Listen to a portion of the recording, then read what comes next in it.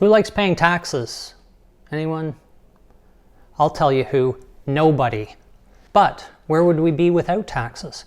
Government needs to run, infrastructure and programs need cash, but with constant calls for governments to cut taxes, you gotta ask where the money is gonna come from if we want to hang on to the things a caring society needs.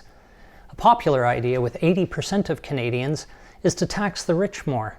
Would that solve the problem? Would the rich say, screw this socialist utopia, pack up their toys and move somewhere else? Well, let's figure that out in this video.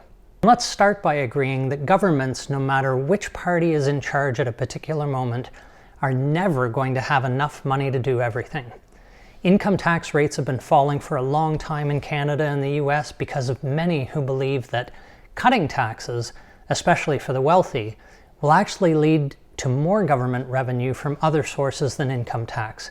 This doesn't work. Study after study has shown this. Tax cuts mainly for the wealthy in the US, brought to you by President Reagan and Bush and Trump, added a huge amount to the US debt, $10 trillion combined. The Center for American Progress says that if it wasn't for those tax cuts, US government revenue right now would be on track to keep pace with spending. As it stands right now, when this video is being recorded, the US government stands to bring in $1.7 trillion less than it needs in 2023. Wow! The fact is, tax cuts don't cause enough growth to cover the loss in government revenue. But what if you do the opposite? What happens if you raise taxes for wealthy people? Do Canadians think that's a good idea?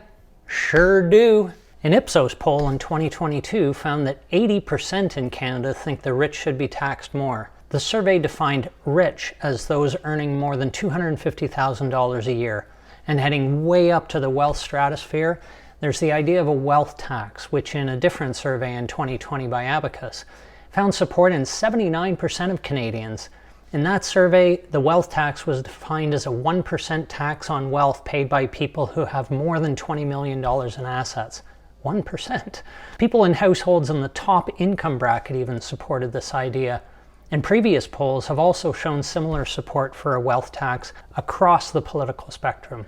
The study estimated that a 1% wealth tax would bring in $10 billion in its first year in Canada. So if a majority of Canadians think this is a reasonable idea, let's do it. What's the downside? In fact, the federal government in Canada is starting to take action. In the 2022 budget, they took some steps by tacking on a new luxury tax on the big toys, private jets, yachts, luxury vehicles. Other things they're doing include raising taxes on the wealthiest 1% and increasing the corporate income tax rate of the largest, most profitable banks and insurance companies in Canada, and introducing a one-time 15% tax on the taxable income above $1 billion of banking and life insurer groups. And this is to help pay for the COVID recovery. Moving forward, a 1.5% surtax will be added to the existing corporate income tax on all taxable income over $100 million for those companies. And even with all this, banks, insurance companies, and other large corporations in Canada still pay the lowest income tax rates in decades. These changes to raise more tax revenue are not going to bankrupt any of these businesses. Shareholders will still be doing just fine. So, all that was in 2022. In the 2023 federal budget, more changes were made. In Canada, there's something called an alternative minimum tax that I seriously doubt anyone watching this video needs to worry about. It's a thing to make sure that individuals earning higher incomes always pay a minimum amount of tax. They can't use deductions and other preferential tax treatments to reduce their income tax below the minimum. The rules for this AMT, as it's called, haven't really changed all that much since 1986, until now.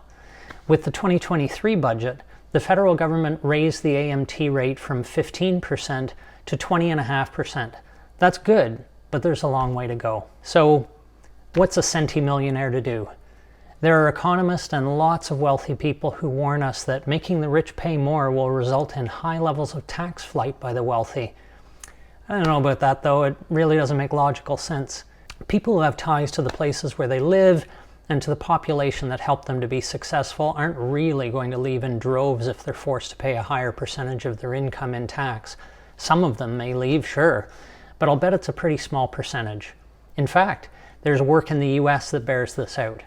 An article from the Washington Center for Equitable Growth in 2022 found that tax reform did not cause greater numbers of millionaires to migrate. What that same article did find was that those millionaires that did leave, they were going to leave anyway, but their choice of where to move was impacted by the tax rates of their potential new destination. So basically, when they decided to move, they shopped around for the best deal, i.e. the lowest personal income tax rate. So shouldn't that be a concern? Shouldn't we keep tax rates for the wealthy really low so that we can attract mobile, high-skilled workers like entrepreneurs and tech workers, digital nomads and doctors, people who are more likely to be raking it in? Sure, maybe.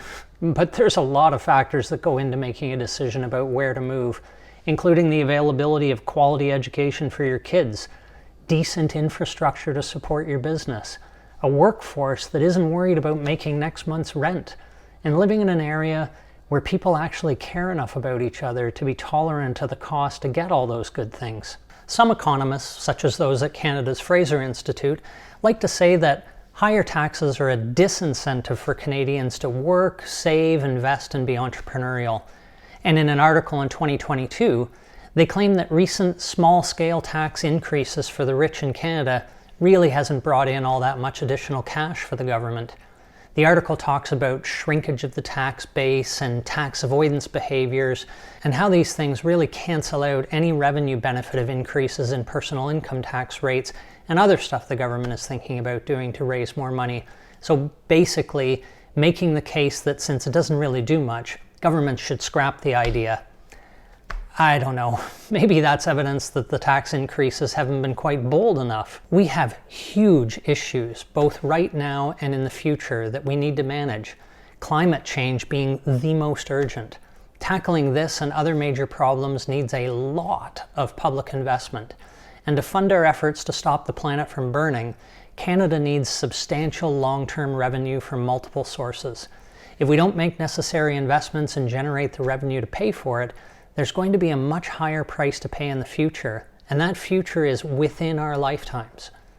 Taxing the rich is one of the levers that governments have to pull, and no one is talking about completely pillaging the wealth of individuals. Significantly raising the tax rate for the wealthy will still leave them fabulously wealthy.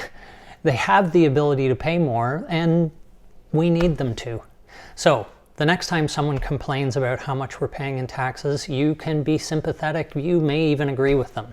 But taxes are the investment we're making in setting up Canadian society to get the lifestyle that each of us wants. Just cutting taxes without making sure government revenues don't take a huge hit would be a mistake. The better way to go is to do what most of us in Canada agree we should do: tax the rich more.